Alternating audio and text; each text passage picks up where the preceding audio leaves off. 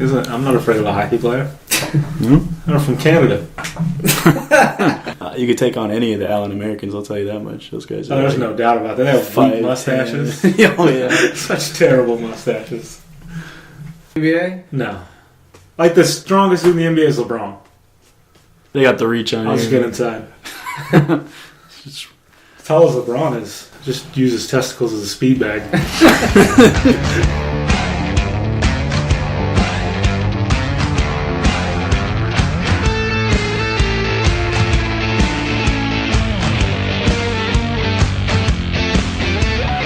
Welcome to the Strained Hammy Podcast. It's March 25th, 2013. My name is Mark.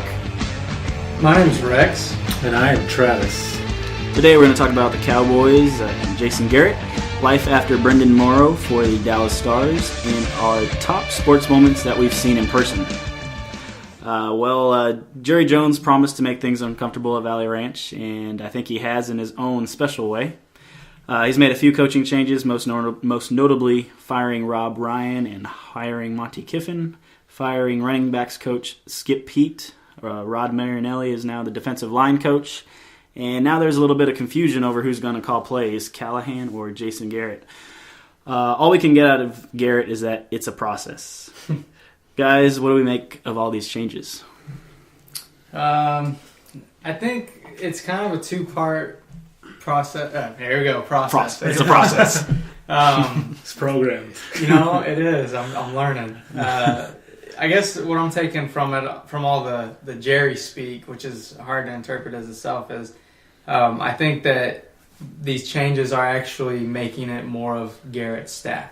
I think he had more input on the guys that came in and some of the guys that came out versus he was hired in the head coaching position after he was offensive coordinator, before the rest of the staff at that time was even put together.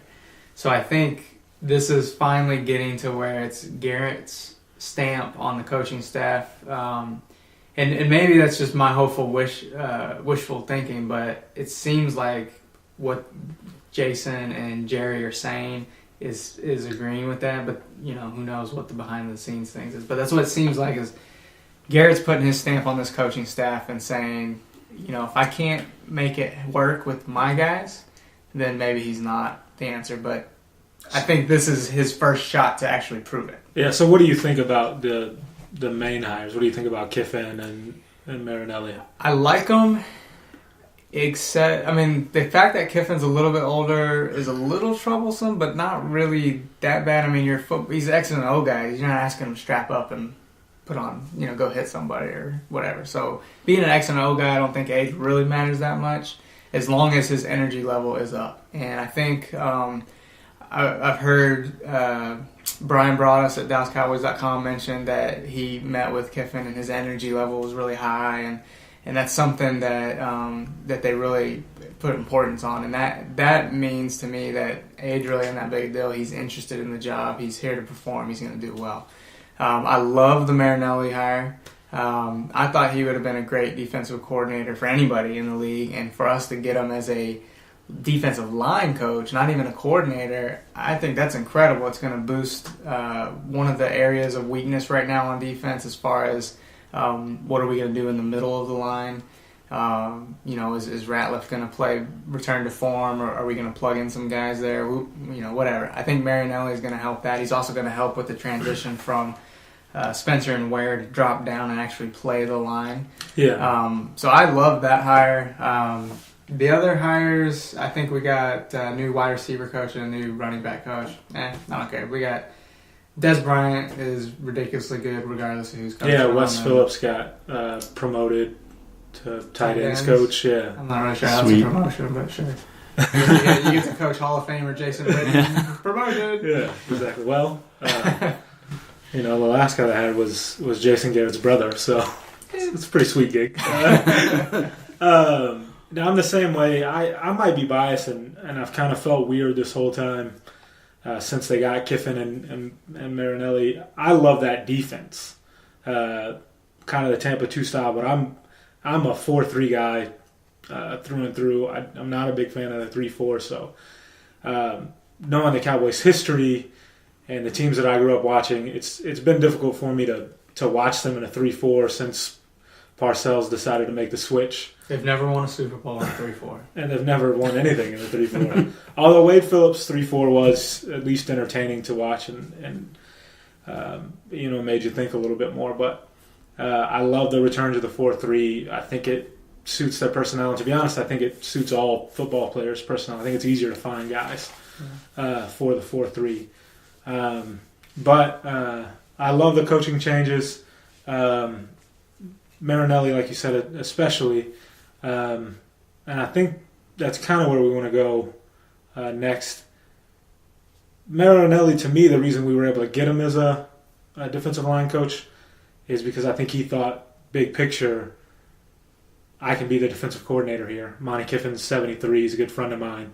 He may even have a timetable from Kiffin, like, I maybe got 2 years left. And so if he sees, maybe if he sees Garrett as the long term, or maybe even if he doesn't, he sees that there's room to advance here and the Cowboys are a good situation. Whatever you say about is the GM great, I think coaching-wise it's still a good place to come because of the prestige of the Cowboys. Well, and the Cowboys will always be, they're going to be the center of the spotlight whether they're good or bad. And they'll be one of the most criticized teams whether they're good or bad. And that's kind of a blessing and a curse. It's if you're trying to make a name for yourself, it can be good. But if the team around you is not very good, then it's obviously a curse, And you've seen that in head coaches. You see it in quarterback. Quincy Carter didn't really have anything to say about it because he was terrible. But, Romo, I think, gets a lot of slack because the team around him is not incredibly good at times. But same with some of the coaches. Nobody's going to argue Bill Parcells' legacy. But his time with the Cowboys didn't end very well because who was around him? What players and what coaching staff did Jerry Jones bring in to incorporate what Bill Parcells was trying to do? It worked out at first, but then Jerry wanted to get that power back in control, and Bill Parcells said, I'm out. And, that it fell apart. And Wade Phillips was such a pushover that wasn't going to work. And, he was criticized for being a pushover. And it didn't matter if he won 13 games one season. Doesn't matter. Yeah. He's the coach of the Cowboys. He's going to be criticized. Yeah, and he won the NFC East twice and won the only playoff game in the last 16 years. And we were ready to run that dude off even before the team collapsed on him. So what do you think about Garrett's? What do both of you guys think about Garrett's long-term future here? One, do you think he's going to be your long-term? Two, do you want him to be? Do you think he's the answer? I say yes and yes.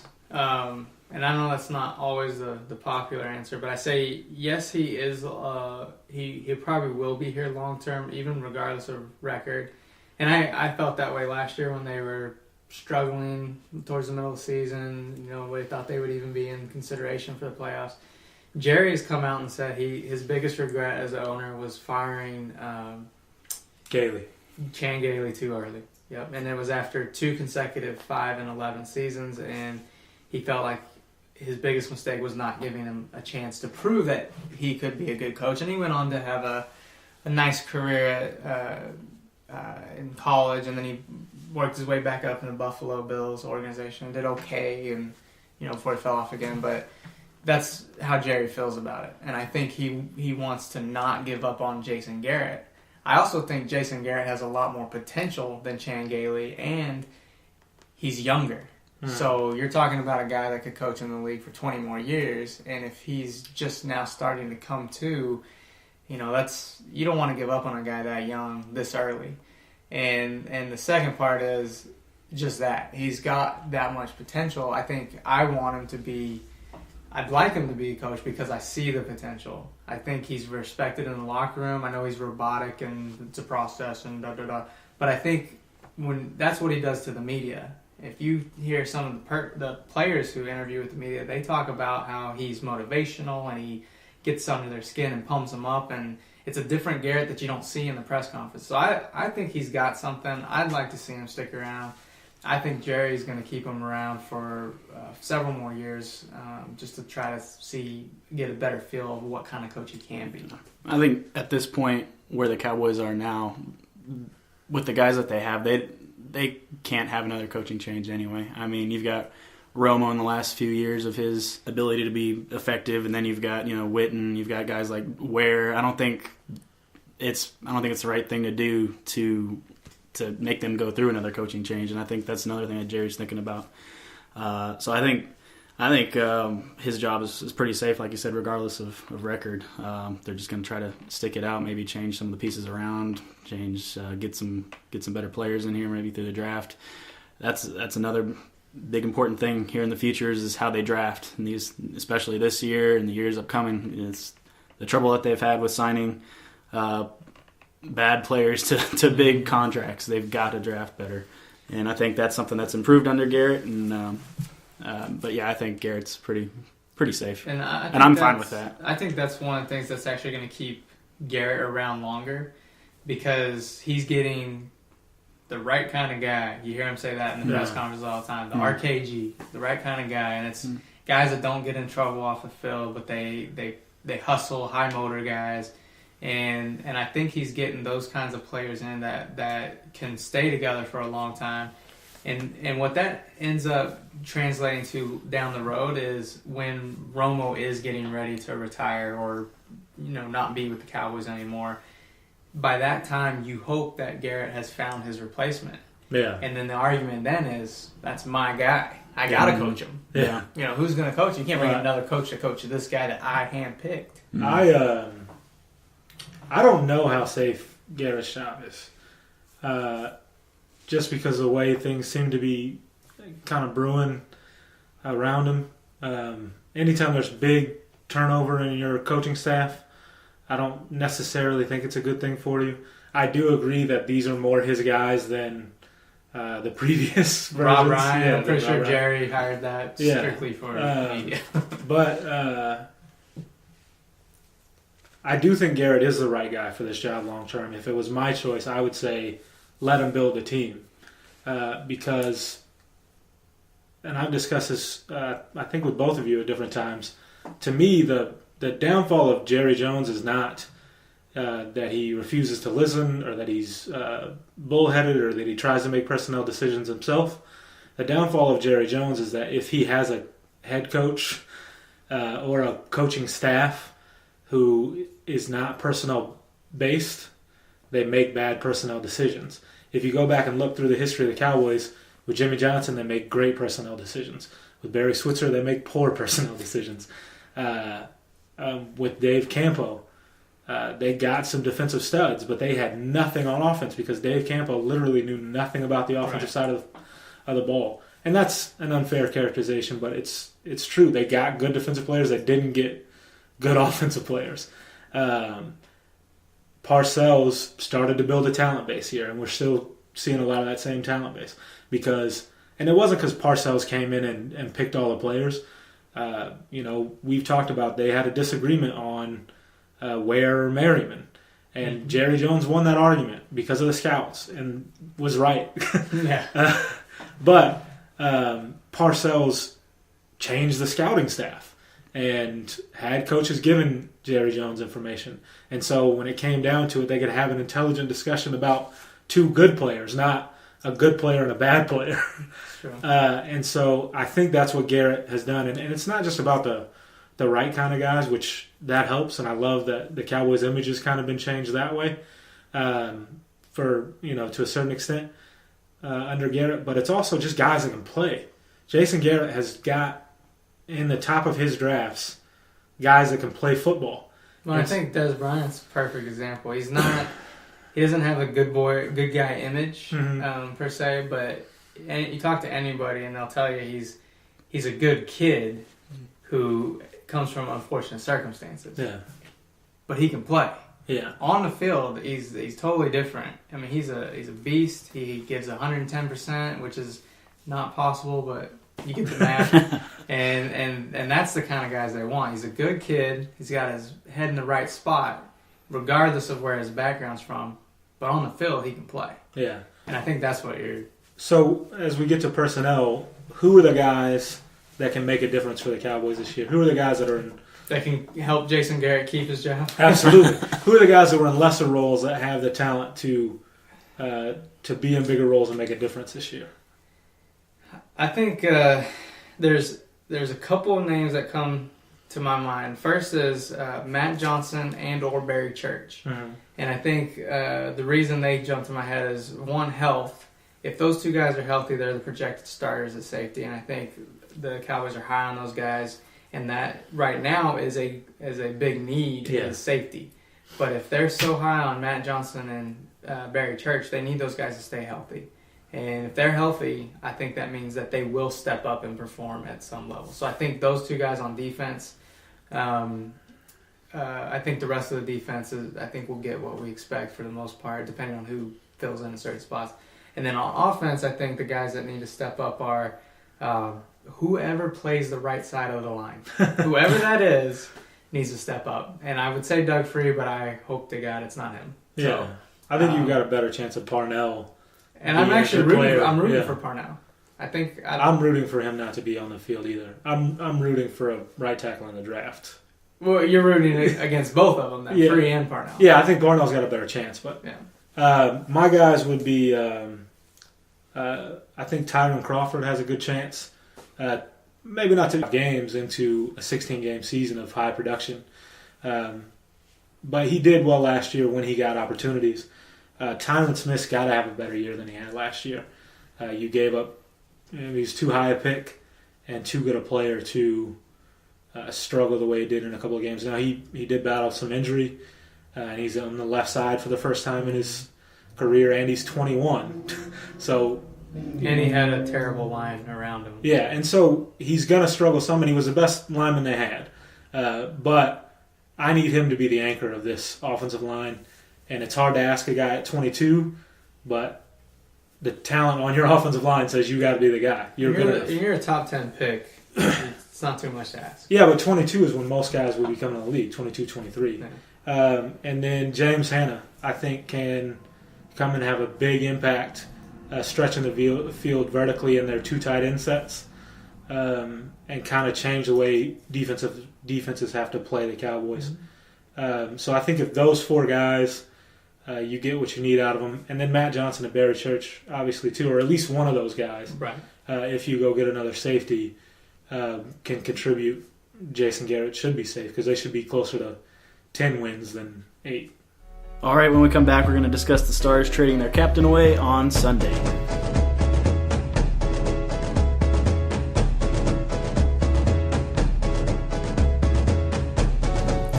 Welcome back to the Strain Heavy Podcast. We're talking Stars trade this week, and last week we mentioned the Dallas athletes that we did not want to see in another jersey, and I mentioned captain of the Stars, Brenden Morrow, and come to find out today he is in another jersey. So I was completely wrong the about that point. Strain Heavy Podcast curse. We're going to call that the race curse, and hopefully we don't have that happen anymore. But I'd like to see Doug Free never get traded. Let's give it a shot.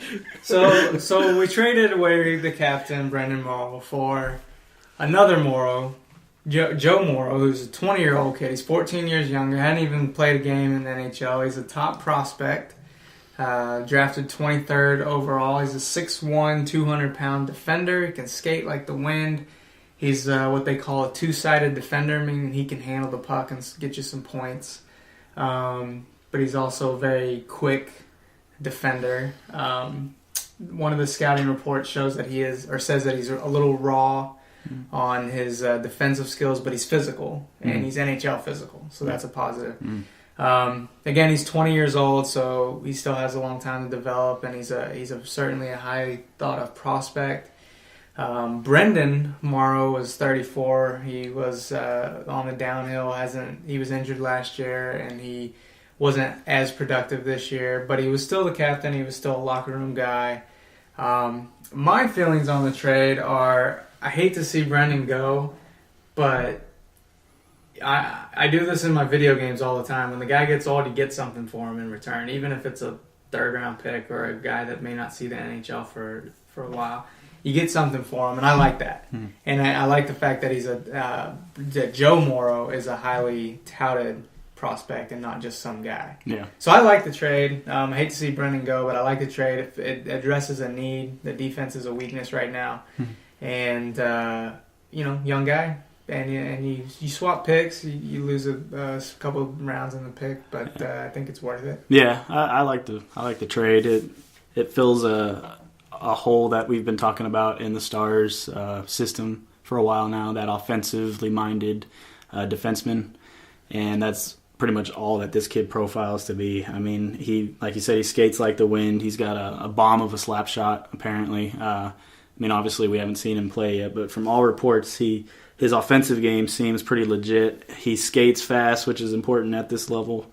And like you said, he's physical. So, I mean, that's almost half the battle, And like you said, he's got time to develop. That might be kind of hard for Stars fans to take, seeing Brenden go, and you want to see that guy. You want to see the guy that you got in return for Brenden. You want to see him in there, but it might take a while, and for the long-term development of the franchise, it'll be a positive. But so I'm excited to see his development.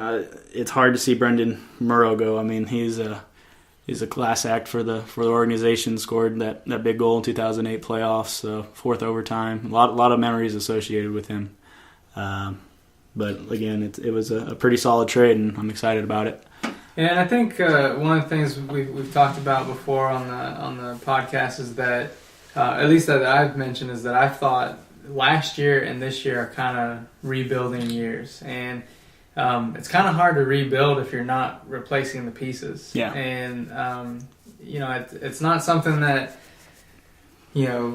emotional, gooey-hearted fans want to talk about because they love Brenden Morrow, and I love Brenden Morrow. But you gotta move on, and I think if you're gonna move on, this is a great way to do it. Yeah. You get a young guy in there that, like, again, he's a top prospect. I mean, it's not like you're trading for a bag of Skittles on skates. I mean, this is a kid that can play. Yeah, it's a good return.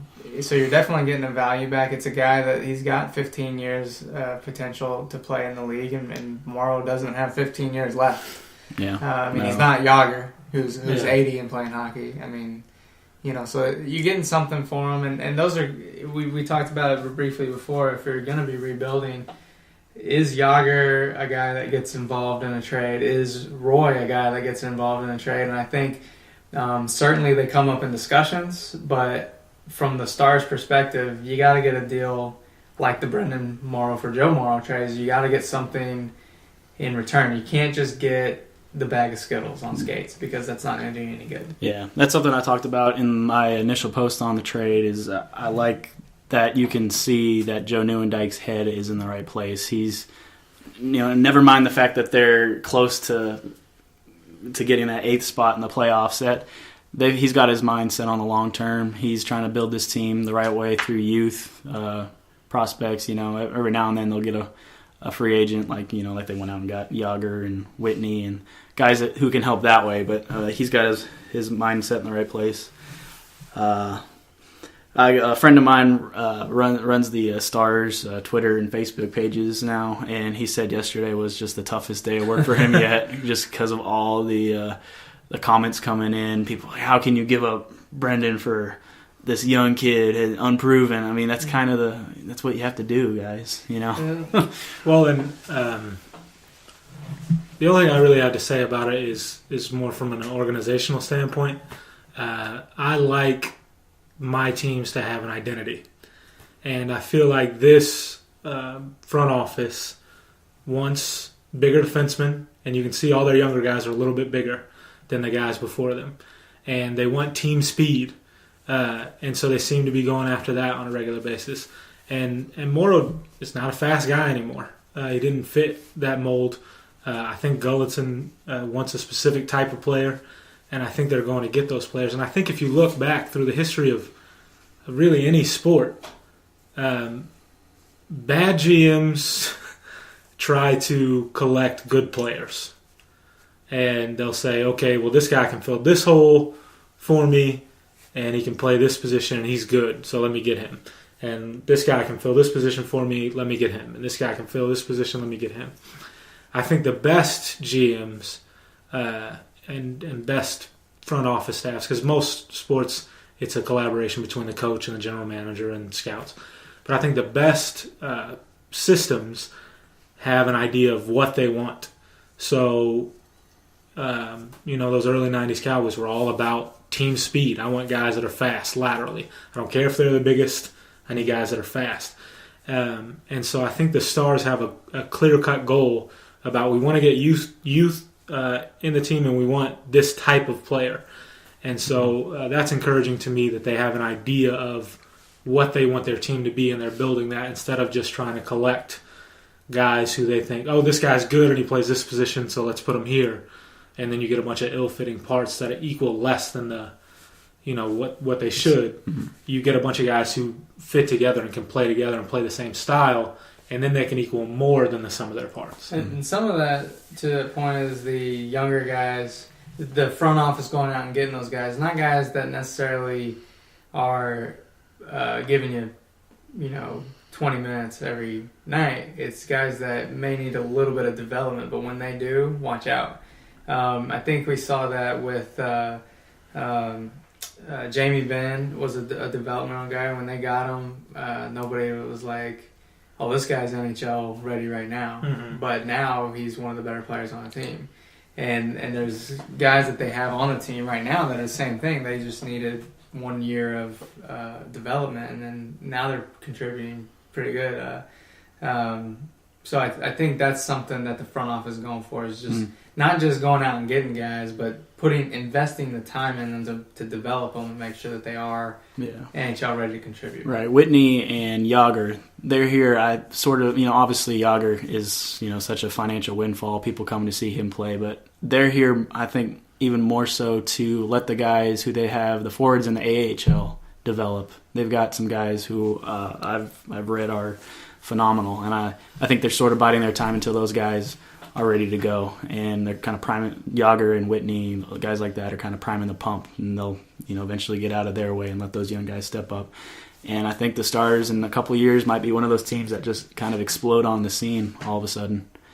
And the fact that they're hanging around and contending in a time where they're choosing to go through growing pains.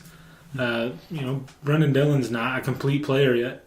Alexiak is certainly not a complete player yet. And so you're choosing to go through some trouble. And the fact that you're contending is a good thing, but you also realize that Yager, a guy that's giving you pretty good production, is not going to be here long term.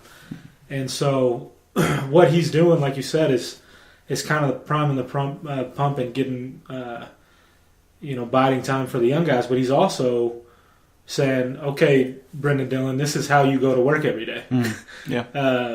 And we see all the time guys go away to national team duty, or American soccer players say it all the time when they go overseas for a loan spell. They're like, those guys just go to work differently, and they come back better players for it. And so I think having those kind of legendary players on the team, if they're still hungry, is a good thing, because those guys have been successful for a reason. They put in the right work to encourage that talent. So if we collect talent, we collect it in a way that are all fit together eventually, and then you give those guys an example for a year of your Ray Whitneys and your Yagers, and say, this is how you go to work every day, and then you fit our system. I think it's a good mix. It's a good plan for like you said, for if you could plan to bust out on the scene, this would be the way to do it. Yeah. So I think we're all in agreement that it's a good move for the Stars, and we hate to see Brenden go, but it's a good move. Mm-hmm. And now let me switch it up on you a little bit and say, what do the Penguins have involved? And my initial response is pretty simple.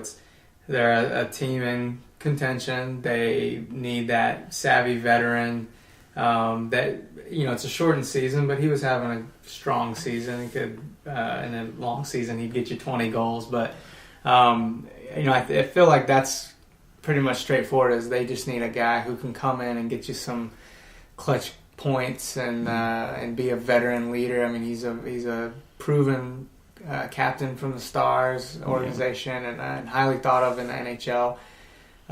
Do you think there's anything else? Jumping up 2 rounds in the NHL probably isn't super significant. Unless it's like third to first. Right, but it's fifth to third. I mean, those are middle round picks, and it's not a huge jump. Definitely, I think third round talent is much better than what you're going to find in the fifth round, but because it is different than like the NFL draft. But the point is, other than that, is there anything that the Penguins have involved or that they're gaining out of it by giving up one of their top prospects for a 34-year-old player on the decline? I think they are going. It is more of a kind of a grit kind of thing, and they're also counting on a couple things. They're counting on, the Stars lineup is kind of top heavy too, with Ben and Jágr providing a lot of the points. But I think they're counting on Morrow kind of playing the garbage man in front of the net, picking up Crosby's shots and Malkin, yes. cleaning up those shots, and also the change of scenery kind of sparking on. And you've already kind of seen the quotes in the Pittsburgh media that Morrow's really excited about the new opportunity and the chance to win a cup. So I think they're really counting on one, his grit, and two, the change of scenery, and then his just ability to clean up in front of the net. That's kind of been his MO his entire career, and I think that's what they're counting on.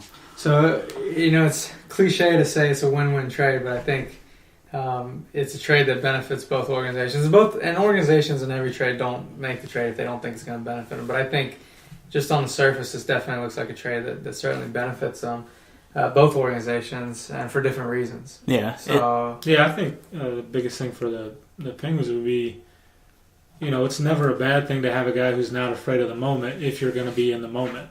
Yeah. So if you're going to be in the pressure cooker, it's always good to have another guy who is going to come through in that moment or is not afraid of that moment and can play to the best of his abilities instead of shrink. So I think you're right. I think it's textbook. The Stars needed another young defenseman. They needed a guy who was more offensively oriented.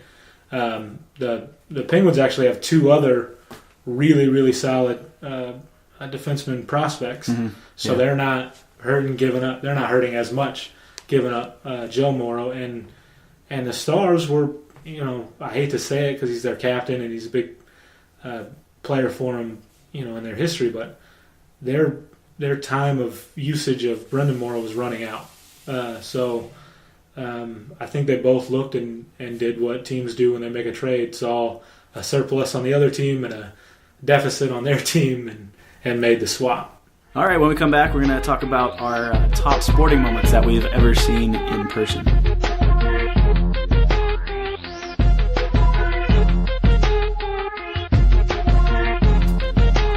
Hi, and welcome back to the Strained Hammy Podcast. I'm Rex. I'm Mark. And I'm Travis. Apparently I like to go. I can't control the volume.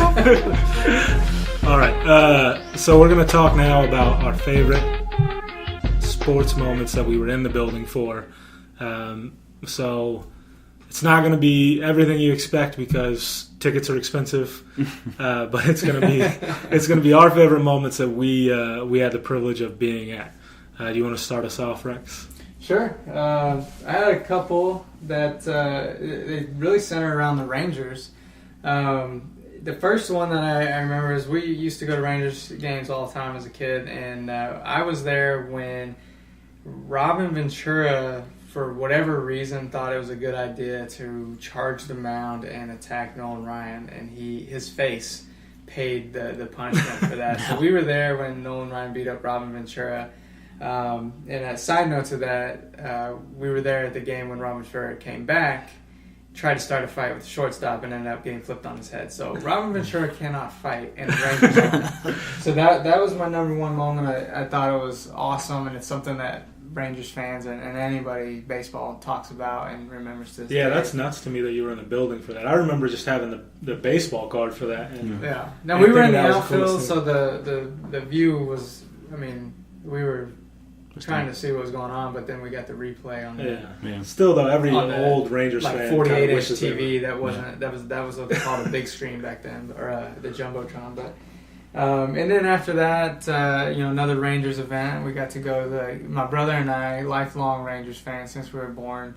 Got to go to Game 4 of the World Series against the Giants, and it was just fun being there. Great atmosphere. It was the loudest I've ever heard that ballpark, and that's one of the louder. We talked about last week. It's one of the louder venues in Dallas. But we went for batting practice, and there was a ball that came over, and I just missed it over my glove, and it went in between the wall and the seats, and the attendant down there and got the ball, and instead of throwing it to me, the 30-year-old lifelong Rangers fan who had been there for an hour, he points to the 7-year-old girl who had been there for 30 seconds and throws her the ball.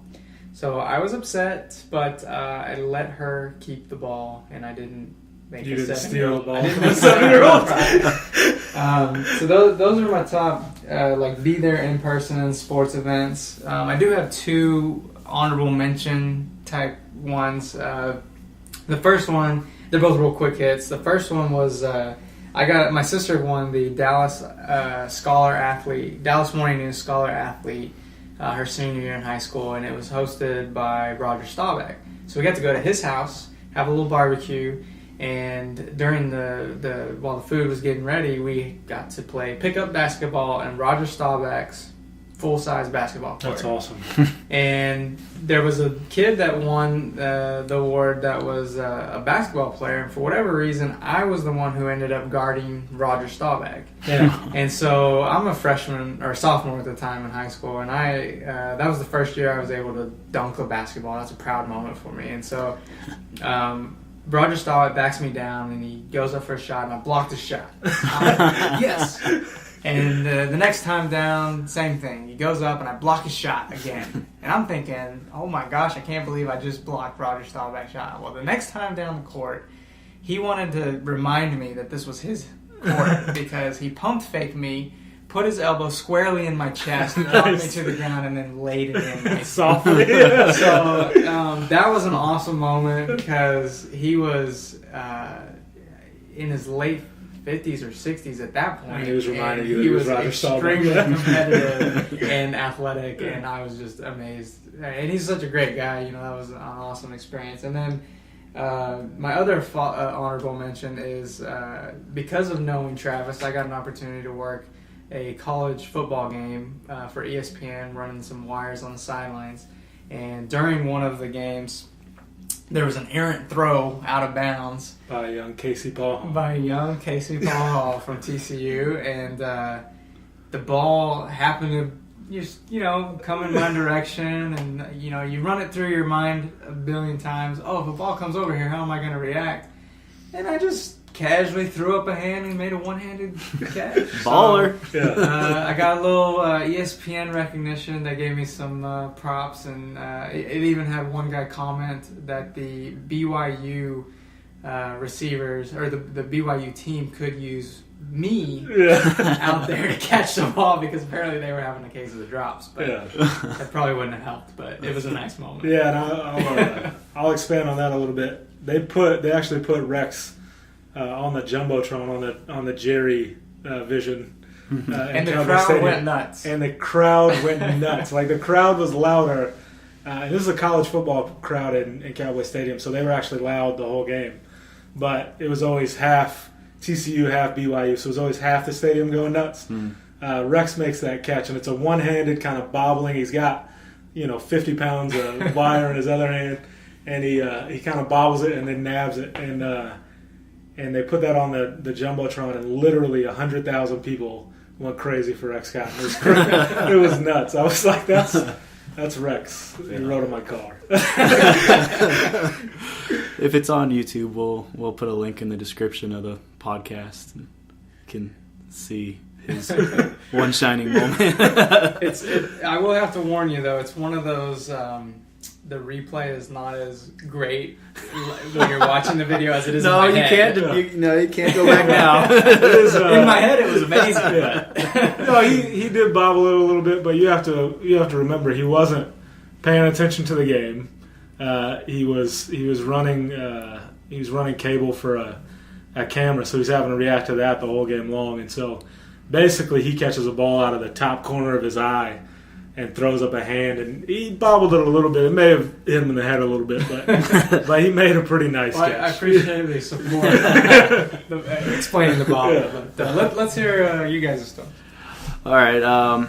My greatest sporting, event is really isn't one. It's a series of 3 that happened over the course of a couple months, and it was that span of time where the Rangers went to the World Series for the first time, the Mavericks were in the NBA Finals, and the Super Bowl was all here, all in that one little time period. And I was lucky enough to attend those 3 events, and it was amazing. It was almost surreal. I mean, the Rangers in the World Series, you never think you'd see that in your whole lifetime after going through that decade of crap. Still don't think crap baseball. Yeah, I mean, it's hard to believe it happened now, but yeah, I was at I think it was Game 3 of the World Series. That was the one game. That was the first World Series win. That was when Mitch Moreland hit that home run.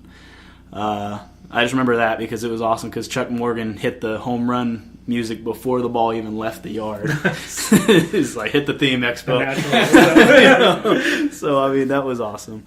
And then for the NBA Finals, I was looking for a pair of tickets so I could take Travis, but there were no 2 tickets together, so I was like, oh, what the heck, I'll see if maybe I can find a single. And after trying about 5 times, I was just about to give up, and all of a sudden, 1 ticket came up, and it was like $80, and I'm like mulling it over. Let their 2 minutes pass. Probably, yeah, probably. And I mulled it over for about 2 minutes and 30 seconds, however long they give you on the online site to make the decision, and went ahead and snapped that up, and that was an amazing experience. That place was super loud. I was sitting next to a teenaged Miami Heat fan or LeBron James fan, and so that Miami was pretty Heat sweet. Fans don't exist. Yeah, those Those are LeBron James. Yeah, that was the one. I think I'm not sure which game that was actually. I think it might have been Game 5. I think, but they ended up winning that one. That was a close game. LeBron didn't do anything in that game, so I was kind of a little disappointed because I wanted to see LeBron at his best. Is that when he scored 8? Or Yeah. Is that when he had the triple-double but still scored like 11? No, I don't think he had it. He was almost invisible. He didn't do really anything. That was the one where Dwayne Wade had the bobble at the end of the game, and they sealed it that way. But that was just an amazing experience in and of itself. And then I had the opportunity to work the Super Bowl for NFL Films, and I was on the field. I was working with the international reporters, and I got to walk. There's that one pretty attractive Mexican lady, or she works for Azteca News. I can't remember her name. I know the face, not the name. That was pretty much it. I got to escort her to the field, and Nice. I took it upon myself to act like a bodyguard for some reason. But I was trying to shield her and everything. But the cool part about it was I was on the field for one part of each half, about 15 minutes of each game. That was just awe-inspiring. I mean, you could not hear yourself think, and it's just a random play in the third quarter. Not too. I mean, obviously there's a lot on the line, but at that point it was just a regular play. But you just can't hear anything. It's just deafening. So that was just that whole series of months was just unbelievable for me. That's an impressive run. Yeah. Three big sport championships in a short window. That was like 2 months or something. Something like that. I said Nirvana. Sports guy's brain. That's incredible. They do giveaways for stuff like that. Never will happen. I still remember the just in reference to that finals. I still remember the day that you called me, hey, I got a ticket to the finals because we had gone to, and this is going to be in my list, but we had gone to the Portland series together, and had a great time or whatever, and continued for the Lakers series, try to get tickets together, and couldn't because everybody wanted to see the Lakers, not realizing the Mavericks were going to take care of them quickly, and And as it went, it got harder and harder to get tickets. Obviously, the Oklahoma City series was impossible. Yeah. But we kept, we would get on the computer at the same time and both be trying to get tickets and be on the phone with each other I don't have any. Both have 3 or 4 different screens open trying to get tickets. And on the phone and on the computer. But he got a ticket, and I remember he was almost apologetic, Yeah. And I was like, "You got a ticket to the finals, man! Just be happy about that." He was worried that I was going to be mad because I'm kind of mean, but I was super stoked for him and stoked for him now. Mine, I have 4 really. The first one is that Portland game, and it was the game after they had blown a 23-point lead in Portland, and Andre Miller and LaMarcus Aldridge had just gone nuts on him in the fourth quarter, and it just looked like no matter what the difference that Tyson Chandler had made on that team, that it was going to be the same old story with the Mavericks, that it was going to be a first-round exit, and it was going to be a team that was better than what they ended up with. Because if you remember right, even after the Jason Kidd trade, they had, they lost to the Spurs quickly the year before, and it just never really looked like it was the right fit, and Tyson Chandler really was the last piece to that puzzle. Yeah.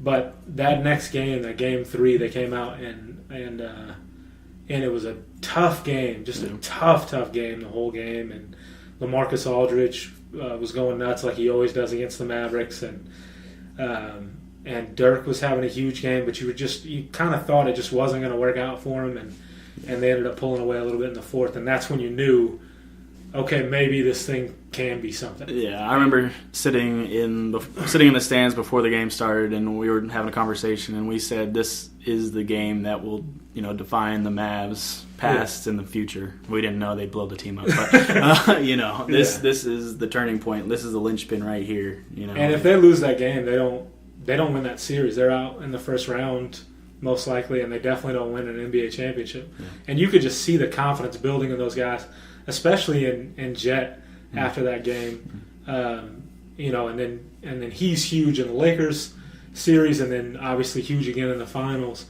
And you could just see the confidence because the thing with Terry is he'd gone through so many tough moments with the Mavs, and the Warriors series, you could kind of depend on Jet if you wanted to.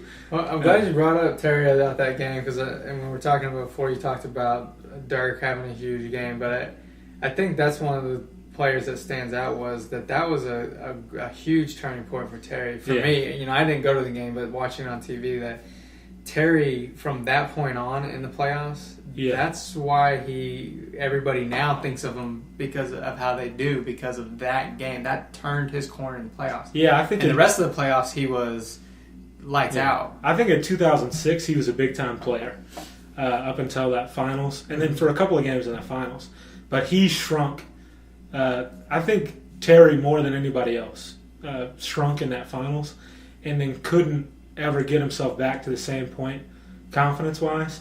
And in that Portland series, and then the series after that, just were almost opened the floodgates for Jason Terry to be what he became here, and or the reason he's going to be in the rafters. The other couple, I went to a Spurs game, Mavs Spurs in 2006, huge game. It was kind of the coming out party for Dirk as a guy that could lead a team to a finals, and they won that. And I went to, strangely enough, a U.S. women's national team friendly.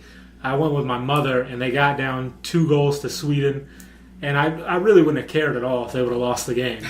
But they came back and won it 3-2, and won it on a 92nd minute header from Alex Morgan. And the reason this is in the list, I got to share a sports high five with my mom, which I didn't know that I would ever do. And it was just a huge moment. And me and my mom and 15,000 screaming 13-year-old girls loved that moment together. And the last moment, I was at the last Monday night game in Cowboys Stadium, which was a huge deal to me. I grew up playing football in Texas, always wanted to play in Cowboys Stadium. and it was the last Monday night game there. It was a 41-38 game. I was down on the field for it with ESPN again, and DeMarcus Ware closed the game with 2 sacks on Donovan McNabb when it looked like they were just going to go down the field. And I mean, everybody had scored every possession all game, so you're like, oh, they got the ball last. They're probably going to win this game. Yeah, I remember expecting Donovan to drive down and just. Yeah, well, they'll just score a touchdown and come away with the win. It's just typical. And DeMarcus got like the only defensive stop of the game on 2 straight sacks, and it was, couldn't have ended better last Monday night game in Cowboys Stadium. That's a great story, and great stories from all you guys. And I'd like to see if many of the listeners want to comment with their stories on the podcast. So thanks for listening, and we'd like to hear your stories too. All right, that'll do it for the Strainhammy podcast. Make sure to visit strainhammy.com and follow us on Twitter at strainhammy. Thanks for listening.